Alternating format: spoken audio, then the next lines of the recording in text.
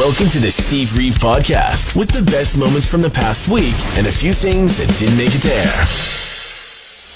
Thursday. This weekend, Emmy Awards are coming. Nate Bargatze, very, very funny comedian. He's going to be hosting. And it's a novel idea he's brought to the table. He's going to take money away from charities if speeches go on too long. You can do that? Don't test him. Don't test the man. But no, really, he can't do that. You can't steal from a charity. So instead, he's got $100,000 allocated for the Boys and Girls Club in America as a donation, and he'll take money away from that for every long speech at the podium. Nobody likes to get held hostage with a microphone at an awards show. I think this is a novel idea, a fantastic idea. Just a breath of fresh air, so that we don't have to listen to a ton of hot air coming from the celebrities. Two big pieces of news for the Conjuring franchise and for fans therein. One would be that the house, the real-life house from the case that was loosely inspiring the very first movie in the franchise, is up for sale. At least it's going to be heading to auction. A old, decrepit farmhouse in Rhode Island, auctioned on Halloween specifically, the morning of October 31st. Now, this isn't one that was featured in the film. They built a set, or they went to a house, something like that. But this is the actual site where the Perrin family lived in the 1970s and where the real Ed and Lorraine Warren did visit at one point. This is documented evidence. Maybe not so much the actual paranormal activity therein, but still. For those who are interested, kind of a little piece of the lore, the real-life history of the whole situation. Now, one thing that is different amongst the many things, they didn't go and visit them right away. Like Ed and Lorraine Warren, they visited them after a decade of the family living in this home. So, just one of the little pieces of artistic license that they've taken. The other piece of news is that, I told you so, they're not done with the franchise.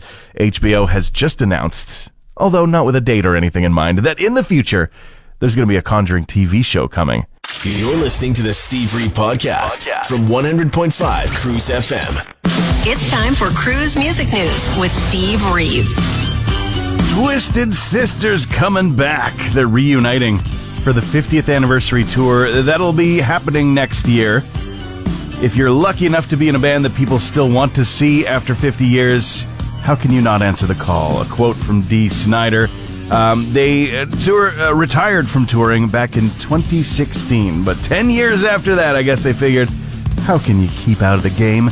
Bring Me the Horizon announcing a 10th anniversary re-release of their That's the Spirit album. Going to be a vinyl reissue, big LP with singles like Drown, Follow You, Throne was on that one as well, and they're going to be putting that one out with the ability to pre-order it starting on the 10th anniversary date, which is today, but not actually available just yet. You're going to have to wait until December 12th. John Lennon, the killer of John Lennon in the news, simply because he's been denied parole for a 14th time. The man who fatally shot John Lennon in New York City in December of 1980 has been, of course, dealing with the legal system and the ramifications therein afterwards. I try not to think about or give too much attention to the guy because the entire reason that he did it was the pursuit of fame, but it should be noted, 14th time parole has been denied. And that's it for your music news this morning. Transformers, I've loved that show since I was a kid. It was just on TV, and how could you not? But also, got into the movies, especially when they first came out. They've been questionably produced and of questionable quality since. But I made a discovery at home. Had just a little display. We've got a bunch of nerdy stuff at our place, but a little thing of some Transformers items. And amongst them was a box of a cube, like from the very first movie, if you've seen it, like, before time began, there was the cube. But it was from Universal Studios. The very first time I ever went there, it was a bit of a memento, a memory of that trip and the fun times that I had taking the Transformers 3D ride there. Amazing. But I just rediscovered that it is, in fact, made of chocolate. It's just been sitting on a shelf literally for years, collecting dust, not being eaten, and flipped it over on the bottom side. September 2012 expiry date on that sucker. I'm hoping that that's the most ancient expiry date that is in our household and was never really something I was intending to eat because I forgot that it was even made of chocolate. Forgot it was perishable. I bet there's I'm already hating myself for the pun, for the joke, but I bet there was more than meets the eye already growing on that sucker, and now it's gone. Friday. Big Sugar, yeah. Am I talking about the band? Or am I giving a nickname to the dinosaur that has come back to visit us here in Wood Buffalo? This is totally cool. I got to go and check this out last night because it is on display. Royal Tyrrell Museum down in Drumheller. They are celebrating 40 years, and that means as well as cool stuff going on at the actual museum. Across the province, we get to get in on it. 10 pop-up exhibits are doing just that, popping up across Alberta. We got the first one, and it's on display right now. What is it? Well, it's a homecoming. There's this specimen of nodosaurs, the group of dinosaurs, a type of armored dinosaur. All armored dinosaurs were herbivores. This one, Borealopelta, Mark Michelli, is the genus species, and it is very famous to people who love this kind of thing. They dream of being able to see this thing with their own eyes. Now, the full display of this specimen is at the Royal Tyrrell Museum. I got to see it a couple years ago. It's staggering and makes you understand why we have dragon myths in the world. One look at that in a non-modern age, 1,000% would have assumed dragons. Like, how could you not? But, we used to have monsters on this planet, and it's so cool.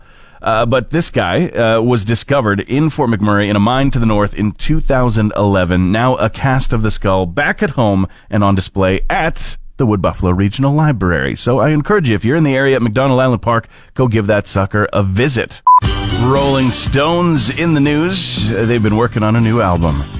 Apparently they're all hyped up. That a quote from Keith Richards' son Marlon, who said they were also planning a tour of Europe afterwards. The band themselves have not made any major announcements, but they did put out an album not that long ago. Their 24th studio album, Hackney Diamonds, was back in 2023, and to mixed reviews. We've also got a posthumous appearance from Ozzy Osbourne. He apparently appeared on Lego Masters Jr. as introduced by his daughter Kelly, saying, "We need someone to scare a few of the kids. Would you mind?" I'm sure he was very much obliged. Of course, it was taped 17 days before he actually played the final show ever for the Back to the Beginning Black Sabbath event, and he passed away only weeks after that. Ireland going on the record to say they will boycott Eurovision 2026 if the participation of Israel goes ahead. In fact, the 2025 winner also called for the nation to be banned from the competition this year due to ongoing political events. Hey Alexa, play the Steve Reeve podcast. We know a little thing about rock.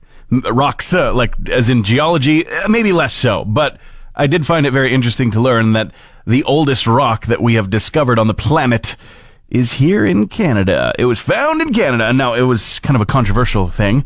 It was 2008, I'm learning, that some researchers found what they claimed was the world's oldest rocks in Quebec. Formed 4.3 billion years ago, like a little bit before, people, let alone borders. The Earth itself, 4.5 billion years old. So we're talking some ancient stuff here, but it was challenged. It was controversial. People said, no, you got some old stuff, you got some new stuff. We don't know what the heck's going on here. So, now there's a new study, and they have found that these rocks are actually 4.16 billion years old. So not quite but come on. That's pretty close. But I mean, maybe this is just showing how little I know about the story. Isn't the planet itself like the oldest rock on the planet? Some new Nintendo to look forward to. One of the most surprising announcements made by them today was that the Virtual Boy is coming back. If you do not remember what that was, well, it was around for like a little bit. It did not get picked up by very many households. It was the sort of 3D gaming, but every game that they made, like a dozen of them maybe, was just all red line work, and you had to stick your heads into this goggle, and it just gave people headaches instantly. But they're bringing it back. I have no idea why. One of the weirdest revelations that we've seen this morning, in addition to just not enough Mario to celebrate the Super Mario 40th anniversary. They did announce, though, that we're going to get a sequel to the Chris Pratt Super Mario Brothers movie. Now it's the Chris Pratt Super Mario Brothers Galaxy movie, out next spring. But as for actual games from the video game company with Mario as their flagship, not so much. They did announce a new Yoshi game, though. Sorry, Mario.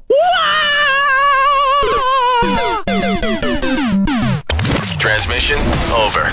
Want more Steve? New podcast episodes happen every Friday, or just tune into the Steve Reeve Show. Weekday mornings starting at 5:30 a.m. on 100.5 Cruz FM.